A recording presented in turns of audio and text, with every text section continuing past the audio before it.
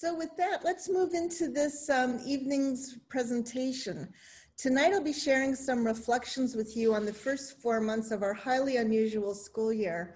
And we'll be talking about our theme for the year, the relentless pursuit of excellence.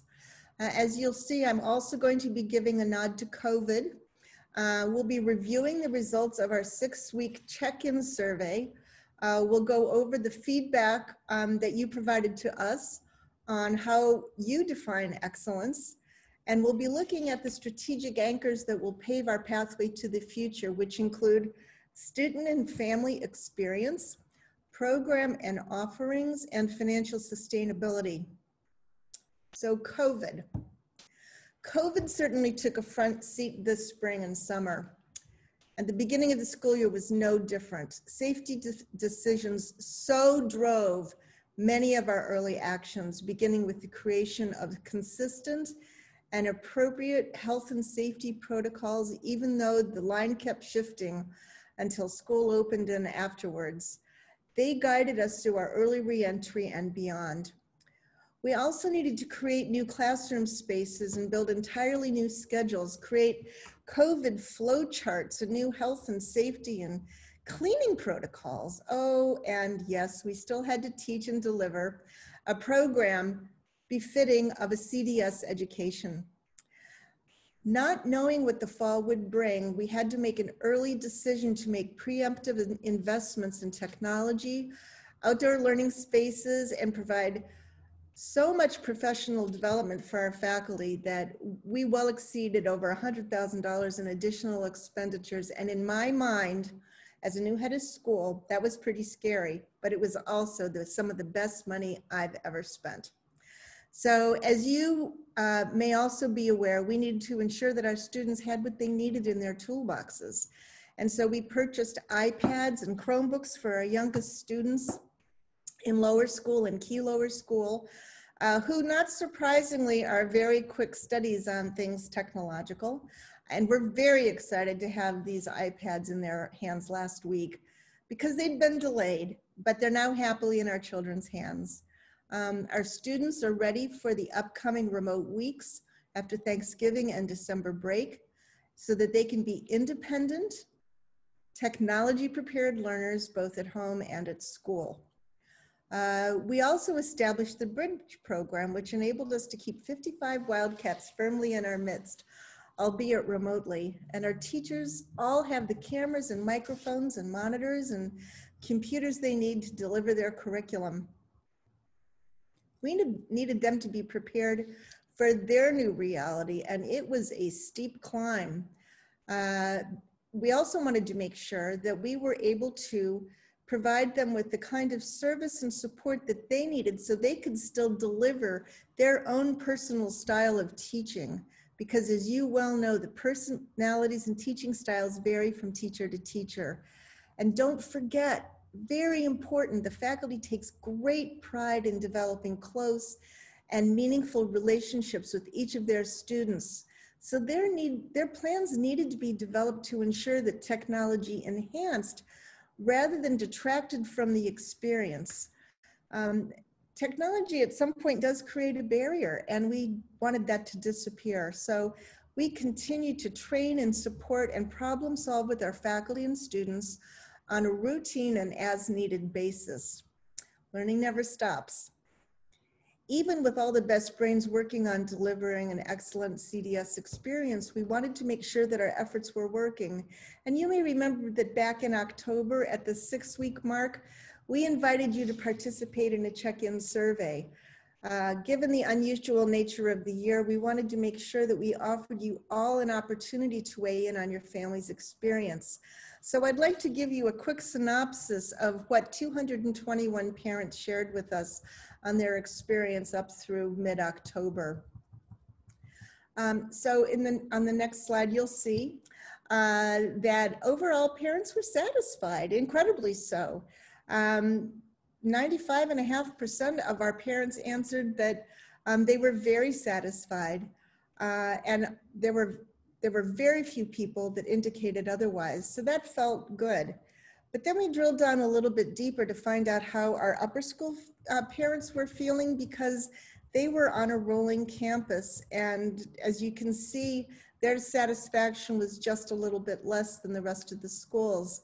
And that's not surprising. We see a difference in the respondent satisfaction because being in person on campus full days is a lot different than remote 2 days or 3 days a week. And even with that, though, our parents were very positive and appreciative. One parent said, I'm not sure how the school can improve the social aspect. I'm just so grateful that he has some interaction at this level. And another parent said, it's not face-to-face, but we realize that safety is first and we support the current schedule. So we found that people have been very generous with their feedback, even in light of the shifting situation that we found ourselves in. And then in answer to the question, communication with families, parents were generally very, very satisfied with our responsiveness, the concise nature of the communications, and the timeliness. No one said that they weren't satisfied, so that felt great. We're not resting on our laurels, by the way. We are continuing to push excellence as we move through the year, but we feel like we've hit on a rhythm that works, and I hope that we'll continue to do so. Believe me, you'll be surveyed again. So the next question was, do your children feel safe at school? And no one said, no, not at all. That felt great. And we found that there was an opportunity for people to make comments on the question, is there a teacher or staff member who's been doing something particularly creative or dedicated or helpful or inspiring recently? And I thought you might just like to read a couple of the responses that people gave on the next couple of slides. So I'll give you a chance just to read those through.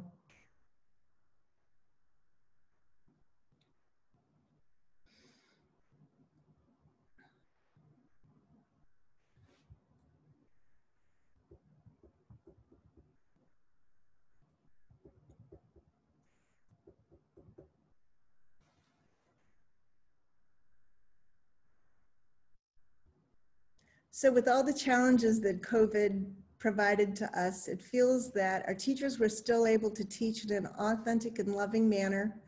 The kids were still able to come to school and feel safe and engaged and learn that they can still smile through masks. They can still run and play and skip and hop and work hard wearing masks. We found that 6 feet apart was probably the hardest part of all of this. And we continue to work on that challenge, but we've all become very good hand washers. And our upper schoolers have been really amazing at the way they've spread out in the classroom spaces and in the hallways. There were huge shifts there, and they've done such a good job with our rolling campus, and we're so grateful for their resilience.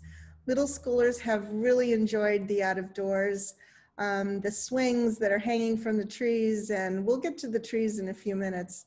But we've just been so pleased with the way that people have responded to our program. So we'll be checking in with you again before too long, but we wanted to let you know what you said after 6 weeks.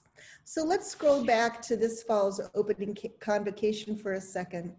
And you might remember that I challenged our community during this opening convocation to be relentless in our collective pursuit of excellence.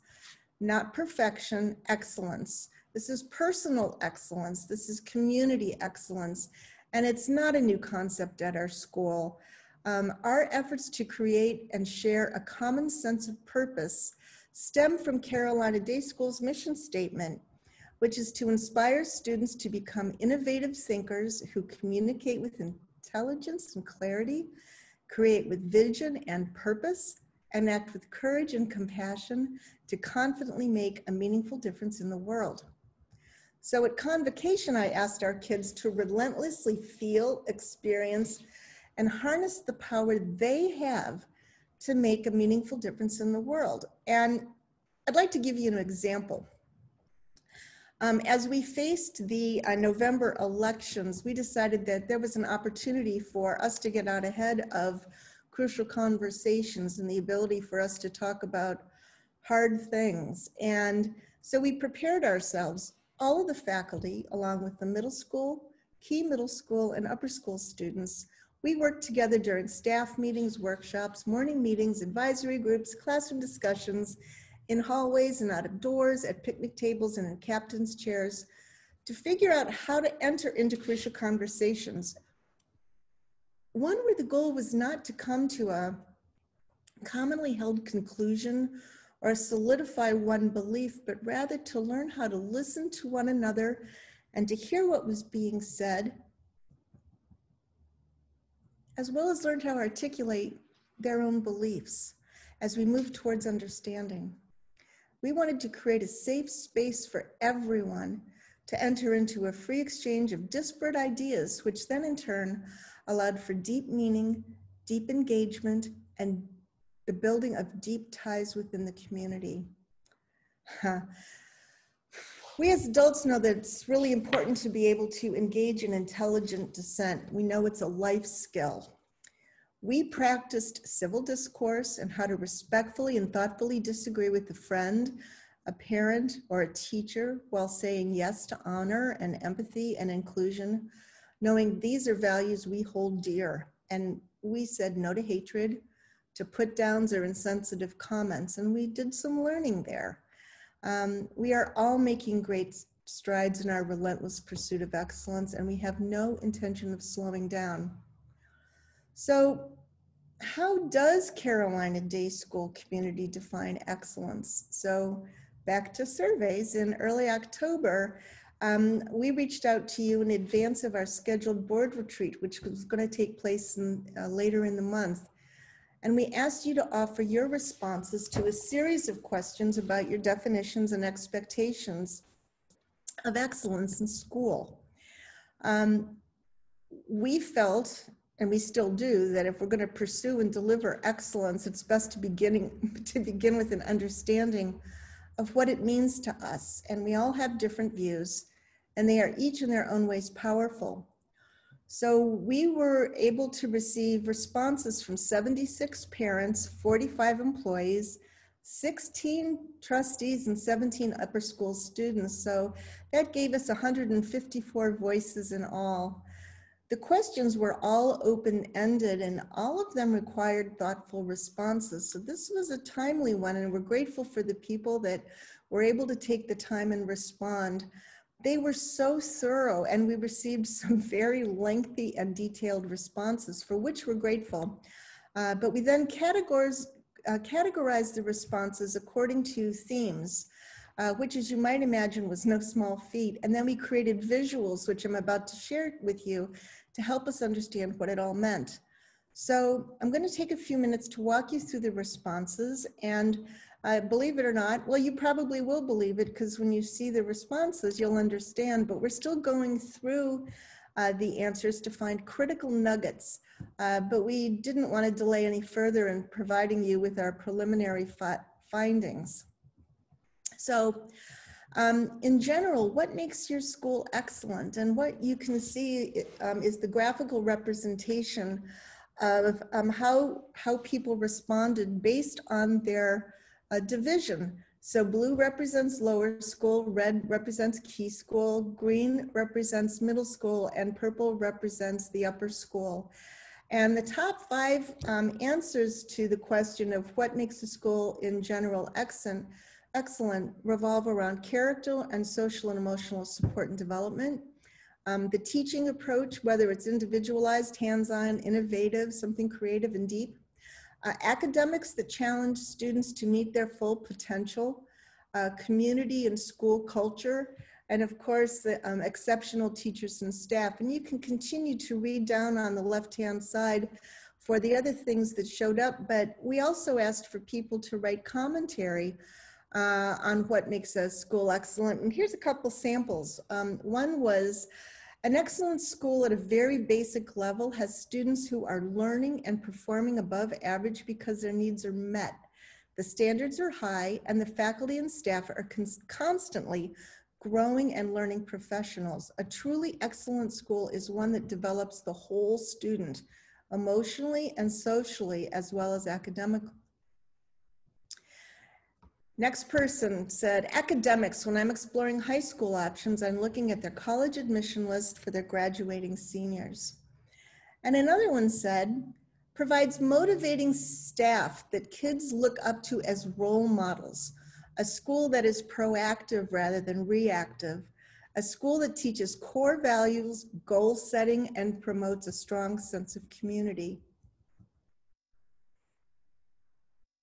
We can move to the next slide, Jackie.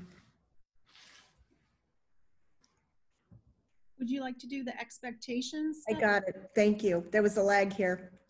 So what expectations do you have of a school that defines itself as excellent?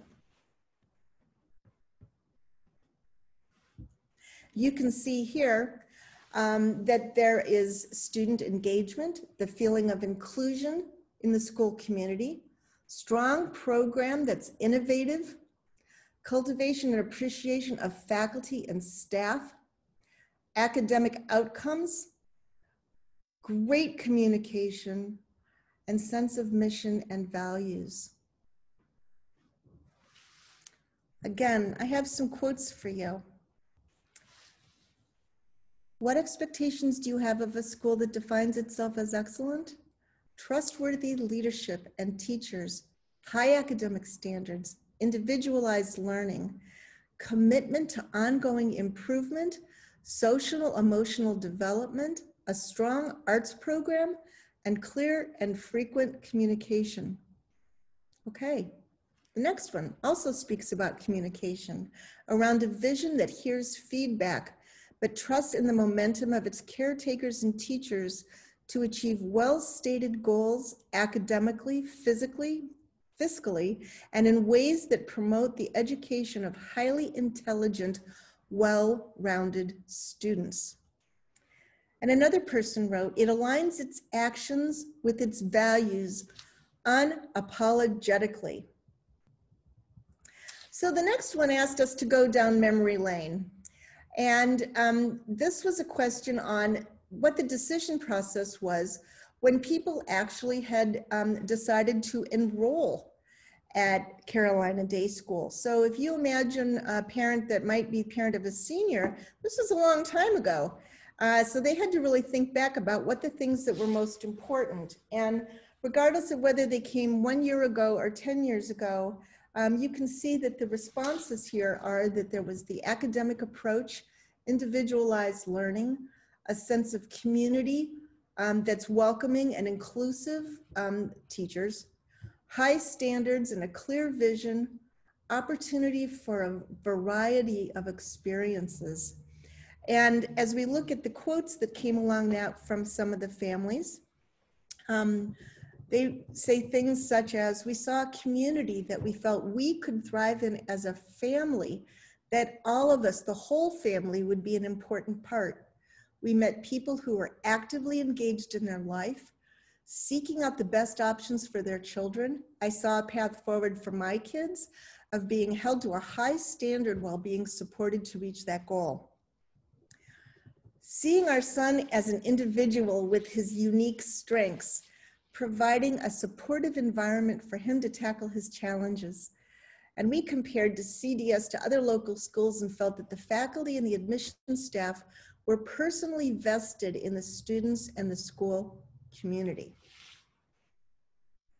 So, remembering that we had done this survey in advance of our board retreat, let's scroll ahead to that. And so armed with these survey results, the board could now begin its strategic planning retreat. Could you go back one, please, Jackie? Thank you. The board could now begin its strategic planning retreat with the community's definition of excellence firmly in hand.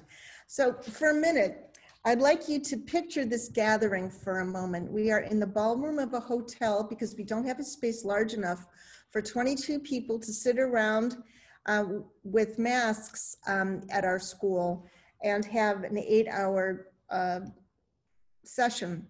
So we, 22 members of the Board of Trustees and the leadership team sat socially distanced in a hotel ballroom wearing our masks for the entire 8 hours, except for the lunch break where we went out for a literal breather. I have to tell you that many of our board members experienced CDS's safety protocols for the first time up close and personal. And it was a powerful reminder that social distancing, masks, and frequent hand washing takes true commitment. I will also let you know that Jackie Lawler was there, and she was very helpful in helping us remind of these protocols. So the theme of the day was the same as the title of this evening's presentation. It's creating the pathway to Carolina Day School's relentless pursuit of excellence. And we dug right in. We looked at survey results, historical data, metrics, dove deeply into issues revolving around the community, competition, enrollment, attrition, test scores, college placement, fundraising, financial sustainability, and opportunities for growth. And out of this came our clear assertion that there were 3 strategic anchors that would guide our conversations for the rest of the day. And we were guided by the goal of excellence at every level, and we used CDS's mission statement as our guiding light. We tied our 3 sessions to these strategic anchors, and those are the student and family experience, program and offerings, and financial sustainability. So as a result of the deeper dives that we had done earlier that day, and after really chewing on what we learned, we were able to enthusiastically agree on our true identity, which is Carolina Day School is the only pre-K-12 secular co-ed independent day school in the area. It's time to unapologetically stake our claim. So to go a little bit further, we believe that CDS delivers a rich, differentiated, personally rigorous, whole child academic experience that fosters accelerated learning and provides supports when necessary to academically capable, motivated, and inquisitive students. Experiential deep learning is hallmark to the program. Exceptional faculty deeply know their students who distinguish themselves not only academically, but also artistically, athletically, and socially in a community built on trust, integrity, and kindness. So I also want to take a second just to do a sidebar in that it's so important for us to realize that this statement covers the entirety of Carolina Day School and the Key School. And we have found that the Key School identity is solid. It's well-defined and it's well executed. So I want to take a moment to give a hearty shout out to Diane Milner and her Key School faculty and staff for their deep and abiding commitment to providing world-class instruction to talented and capable students who happen to learn differently, but who deeply benefit our community and model grit and determination every single day. So, moving on. Strategic anchor number 1. Just get this going here. Who is the customer? Student and family. Who are we working towards? Do they differ among the divisions? Are they different for the lower school or the Key lower school or the middle school and the Key middle school and the upper school? Yes. What do they want or need or expect? What is their current experience and what should it be? How do they measure value? How do they measure excellence? How do we keep them happy, satisfied, and wanting more?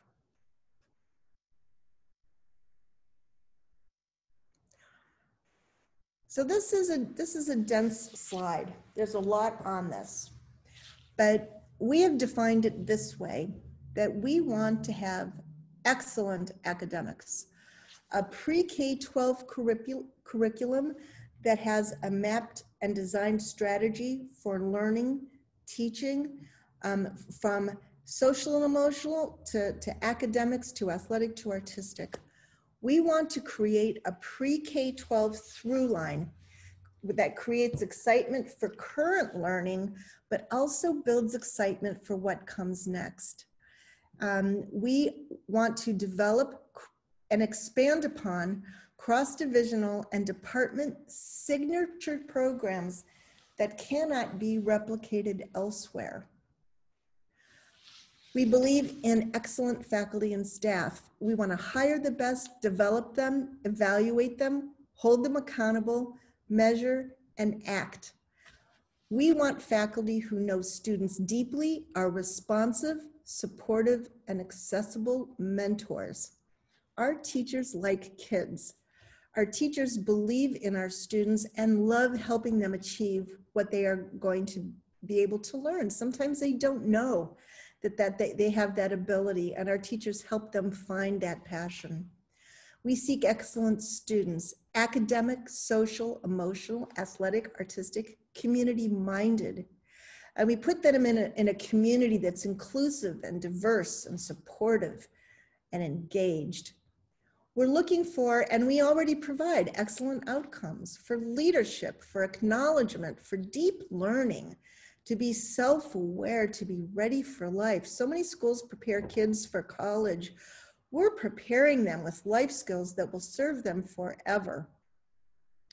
We want to be able to provide excellent athletics and visual and performing arts. Enrollment growth permits wider depth and range of offerings. So being able to build our community so that we can offer more sports, we can offer deeper athletic, artistic programs, we can do more with music, we can do more with theater. This is a very exciting time that we can meet kids where they are and bring them along. That requires excellent facilities, programmatic, aesthetic, functional, health and safety. So we'll do a quick sidebar right now because some of you may know that in the upper school, we have had a challenge with our HVAC system, which is our heating and air conditioning. And we have been battling this, I believe, from my understanding in my whole 4.5 months here, that this has been a problem and a challenge that has been here for quite some time. And I am really pleased to let you know that beginning next week, oh my gosh, next week, we're going to be starting to do a renovation of the HVAC system for the Key School and the upper school. And this is going to be a project that will take place during our breaks over Thanksgiving, our breaks over winter break, our break in the spring, and will be completed in the summer so that we will be up and running and ready to roll when school begins next fall. I have to say that we let out quite a shout of excitement when we realized that we were going to be able to do that. More to follow. We have a beautiful campus, but we want it to be welcoming. It needs signage that says what's going on here. We've got flowers, it's well maintained and loved. And I promised you that I'd give you an update to the Woodlands. So as many of you, at least in the middle school, are aware, we had a tree go down in October that was due to a rotted interior and a root system that had disintegrated. And before school started, we had done a walk through the woods and felt that we had a pretty good understanding of safety and whatnot. And after the tree went down, we worked with Biltmore Forest and 2 arborists to come through and tag trees that we are going to fell and clear during the 2 weeks during Thanksgiving. So many of our kids in the lower school and middle school, as well as our faculty and a few administrators, are beyond excited that when we come back to school in December, we'll be able to move back into the Woodlands again and use that beautiful outside area the way that we have before. And then the last thing that's come out of this excellence, and as it relates to the student and family experience, is timely, concise, and intentional communications. And for this moment right now, I'd just like to do a quick shout out for Sarah Goldstein, who's the Director of Communications and Marketing, who is the brainchild behind so much of the work that comes home to you in the communications, in the social media campaigns, the website.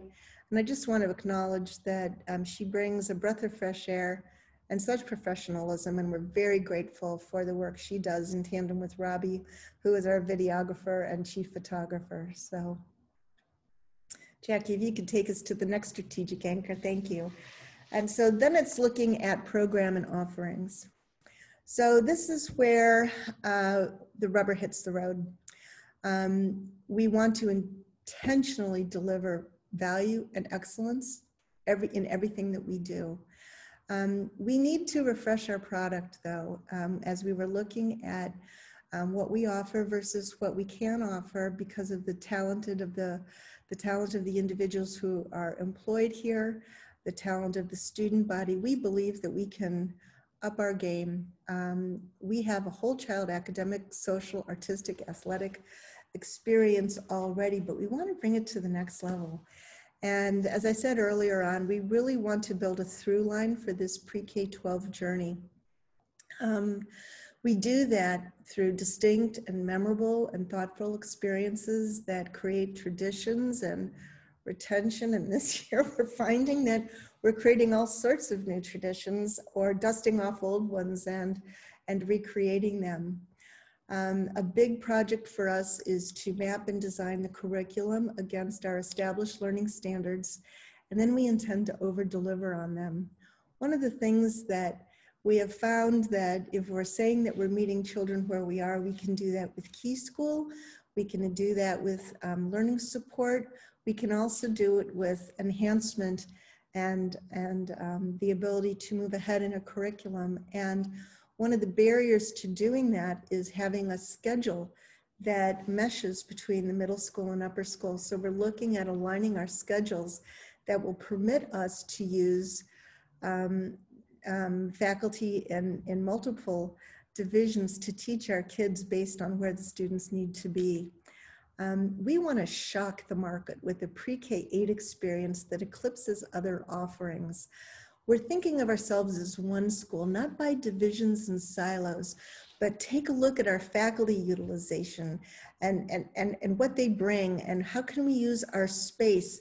Nobody says that Stevens Hall can only be for middle school. Nobody says that upper school can only be for upper school. Love Hall doesn't only have to be for lower school students, and this Key School and their buildings can be used in alternative ways. So we'll be looking this year to figure out how can we take advantage of our full campus to teach deeply, meaningfully, and get us to share the experience and build excitement for what comes next. And we believe that having students that are engaged with teachers in other divisions earlier on will help them appreciate the work that they're doing now that will prepare them for what the teachers will be asking for them when they get older. I'm a really firm believer in strengthening our CDS community, and it's already good. It's been so confounding to have to do that with these confounded masks that we can't seem to live without. But we've managed to figure out ways to be together through the Bell Talks and for individual gatherings. And we're having now a few more activities on campus where you can come and meet Lauren and talk with me and meet with other leaders. We had an athletic evening and where we had everybody on a Zoom call, and we're getting better at this, and it's not going to go away fast. But we also want to make sure that we're taking advantages of the talents in our entire school community. And we have plenty of people here that have their own businesses or have passions that are deep, or are teachers in specific areas, or are experts in finance or whatnot, and really take advantage of bringing this expertise onto campus to share with our students, perhaps investigating doing internships and deeper dives in new ways. And so this next month, these next 6 or 7 months while we're doing planning for next year, we'll be looking at how to do that. I'm also a great believer in community partnership and really figuring out how we can work with the local area, service, engagement, volunteerism, stepping in and stepping up. There's so much going on in our area that we can participate in that will feel good, and so many of us already do that. I'll shout out for a second for our Horizons program that really caters to serving students in underserved in underserved communities in our very area to help bridge the achievement gap. And this is a very important arm of Carolina Day School. And I'm sure you'll be hearing more about Horizons as we move into the year. But this is one really important engagement with our community that is still Carolina Day, but it's community support. And we need to tell our story. There's nothing more powerful than a word of mouth endorsement from a really highly satisfied friend or relative or neighbor. And we have so many families that are moving to Asheville from all over the country. And we truly are the only option for families looking for a pre-K-12 independent, non-religious co-ed day school experience. And it's time for us to stake our claim. So the third anchor is our financial strategy. And I've been working with the Board of Trustees, with the members of the Finance Committee, with our Finance Department to pull together a balanced budget plan for 2022 and 2023. We are on solid ground. We have a plan for building enrollment, for reducing attrition, for raising funds, for reducing fluff. There isn't much fluff left.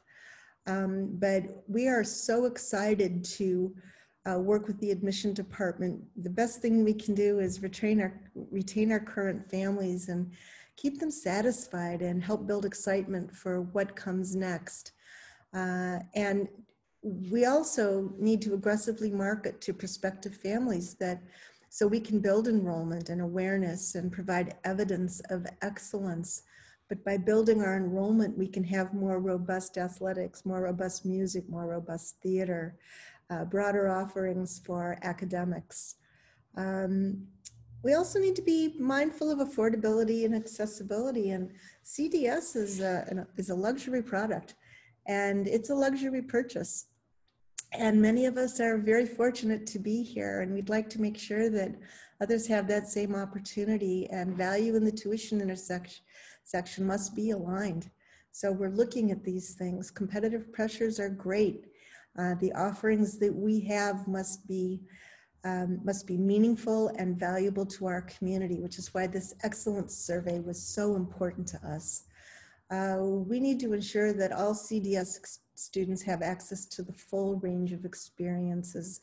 We are CDS for everyone, and our students need to be able to appreciate and get involved in things that are of passion for them.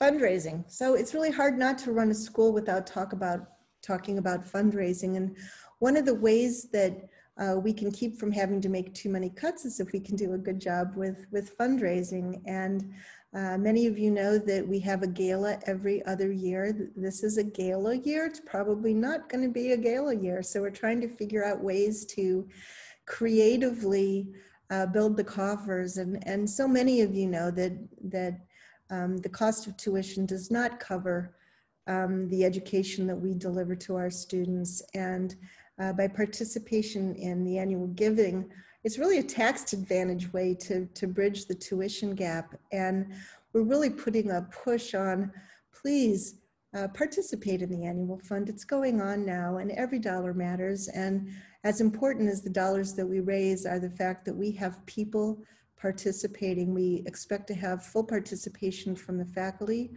and full participation from the board, and we're really looking for support from the parent population to endorse the work that we're doing.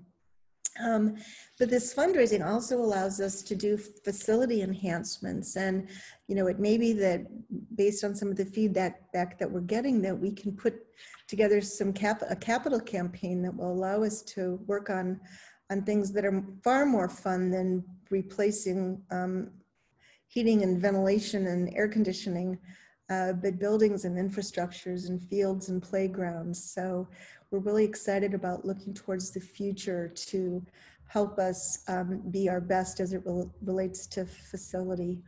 And then professional development. One of the things that makes our school special is we have dedicated and very talented teachers. And the way that we're able to attract new teachers and keep our current teachers happy is through robust professional development. And so much has been done this year because of COVID. But we have teachers that have such deep passions in areas that I have to say may have been keeping on the back burner. And so we're helping through professional development and other experiences. We'll be able to allow our teachers to show more of themselves in the curriculum that they design, and we can give them the wherewithal to be able to do that. And again, accessibility. Financial aid is always a challenge as we try to reach as many students that are worthy of being here as possible. And so some fundraising may be needed to go towards accessibility. Key School and Key Learning Center. I mentioned this early on in my talk about the value that Key School offers in terms of the area of students with dyslexia. People have come to me and told me, and I'm not the only one that hears this, that Key School changed their children's lives. And we want to make sure that they have the facility and the materials that they need to be able to deliver the excellence they have created for themselves with the Key School. Key Learning Center is a 501c3 that's being created to help us do fundraising and make sure that we're going to be able to continue to train our teachers in the manner that they need to be, but really putting our stake in the ground as we are excellent in this area and we know what we're doing better than anyone else. And then the other challenges from a financial strategy is we're all looking at ways to find alternative sources of revenue. And apart from winning the lottery, we're thinking that we're reevaluating the summer program offerings so that we can make sure that our school, not only in the summer, is utilized by Horizons, but also figure out a way to put really deep and good summer programming together, especially in an era where we're not sure what summer programs are going to look like next year because of COVID. We have some opportunity there. And then lastly, the tutoring connection has been part of our school for a long time. And with the advent of more online learning and tutoring, we're feeling that that's an opportunity for us as well. So we are seeking to expand and explore those possibilities. So lastly, how can you help? Well, number one, if you have a question or concern, please don't wait to seek an answer. An easy way to go is to a division administrative assistant or your principal. If you see me, we are here to help. If it's a question specifically about your student, question about how they're doing in a particular class, please don't wait to ask the question, because our goal is to help support your kids. Or if there's something else that's going on in your mind that you think we need to know, we'd rather know it than not. So phone call, text, email. Zoom allows us to have pretty quick conversations that sometimes you wouldn't have been able to do otherwise. So please don't delay on that. Please, please, please take COVID seriously during the holidays.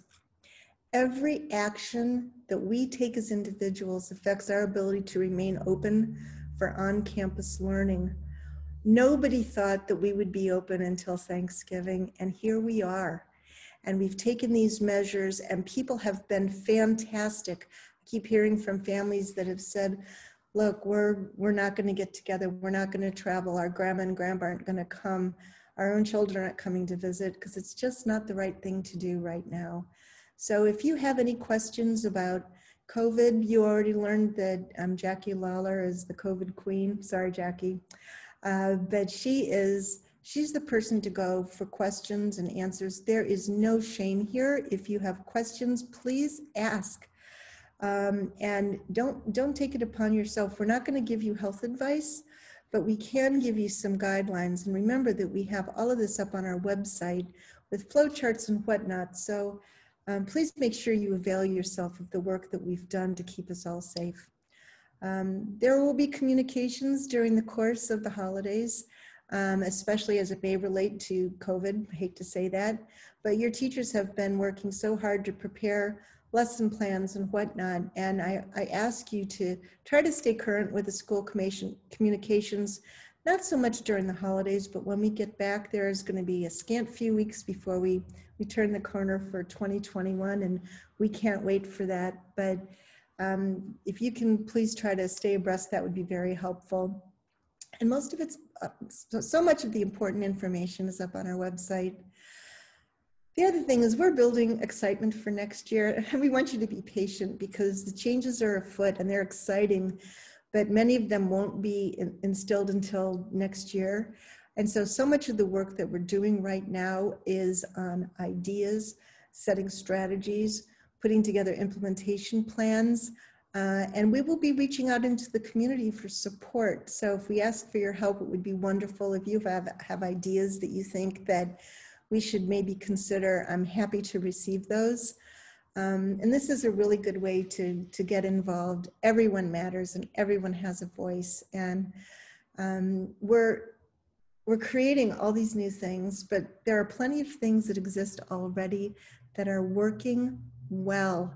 And it's fun to have you involved to the extent that we can. And we're creative in our ways to get you involved. And we're so grateful for your willingness to step in and step up and help us. And so last and not least, you know, we're in our annual fund. Please don't be left out of the fun. It really helps us build for the future. And everybody matters. So please participate to the extent that you can. Even $1 would be great. And then lastly, we have our virtual CDS book fair through Malaprops. Since Kim wasn't able to give that plug at the beginning, I'm going to give it at the end. And it goes through Sunday. And you go to malaprops.com. And there's a special space for you to order books through Malaprops that can either be shipped or you can pick up. And we get 20% of the proceeds. So it's really a fantastic way for you to support the school. So that was a lot of talking. I hope you were able to hear what I was able to convey. Oh, Kim, you're here. We finally got Kim, and I'm going to encourage everybody, if you have questions, to go ahead and put them in the Q&A, and I will see if I can feed some of those questions to Stephanie now, and we'll give Kim a sec to talk a little bit more about PA.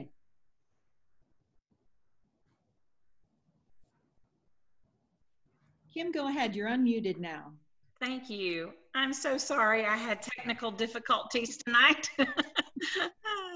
But Stephanie, thank you for your wonderful presentation and giving us the details. And we really look forward to our school year this year, but also next year and the years to come. Thank you so much.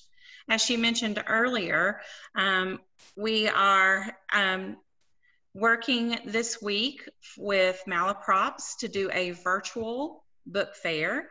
And please go to malaprops.com and support the Friends of the Library. Thank you so much for tonight and for joining us for our PA Presents presentation. In December, on December 10th, we will have our PA Presents Journey to College. So we hope you'll join us then. Thank you. Stephanie, I'm not seeing any questions come through in our Q&A, and I know we are close to the end of our time, but I do want to encourage folks to question if they can. I'm going to see if I can get everybody's faces on the screen here in a minute. Okay, let's see if we've got anything that comes through.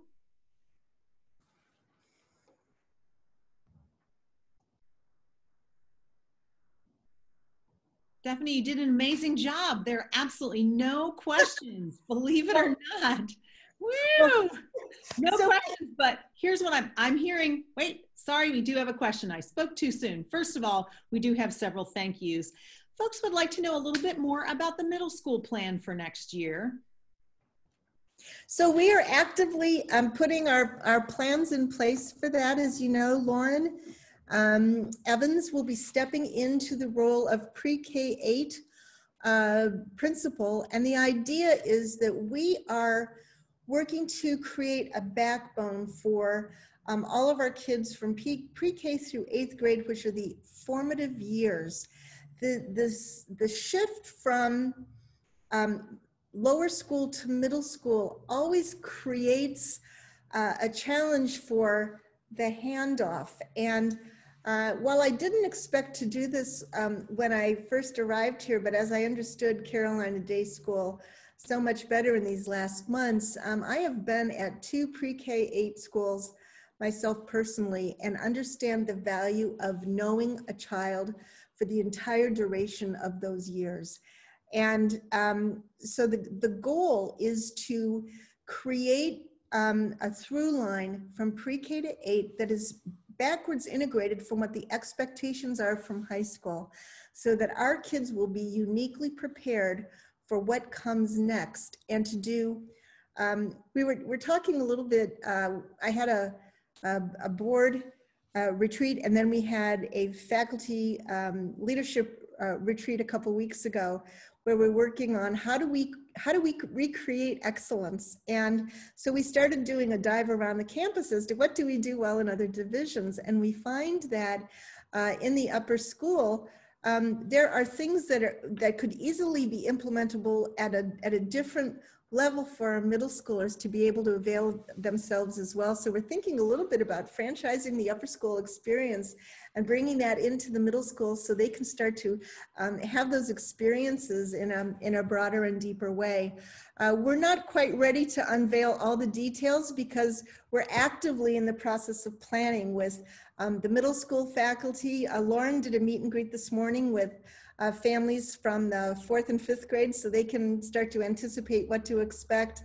And we've done other meetings with 7th grade families and whatnot. And these are going to continue. So as we make progress with our planning, we'll be able to invite you in a little bit further, but we have another retreat scheduled during the week that we're working remotely. We will not be working remotely. We'll be here safely distanced to put some more meat on those bones. So the idea is to build the middle school into a robust learning environment that is not going to be so much based on grade level expectations, but looking for experiential and through lines that will prepare kids, especially those that are developing passions. We want to be able to get to them early on. So can't be too much more specific than that, but more to follow, I promise. We do have a comment from our friends of the library that remind us, if you are going to go to Malaprops and order, please make sure that you put Carolina Day or CDS in the comments section. So those purchases, a portion of those proceeds come straight to Carolina Day School. And we had a fun question wondering, Stephanie, how you and John are enjoying Asheville. Oh, well, it's been a bit of a challenge to explore the entirety of Asheville. We are so happy to be here. I think you may know that we live out the back gate. And so I walk to school every day, and at the end of the day, although it's a little dark tonight, I usually call John, my husband, who walks over with the dog, and we walk home together every evening. And we're golfers, and we've been playing a lot of golf. These next 2 weeks, we're intending to explore the trails.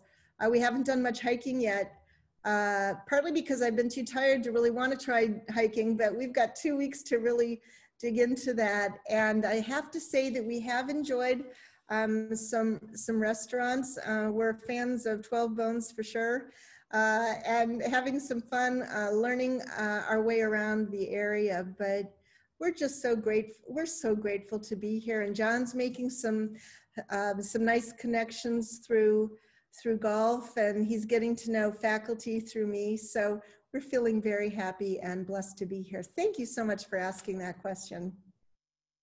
Well, Stephanie, we've hit our time of 6:45. We don't have any other questions in the chat, just a lot of appreciation for your presentation and for your sharing the details. And so happy to have you here in our community. Kim or Stephanie, if you want to offer any final closing remarks. Kim, would you like to go first?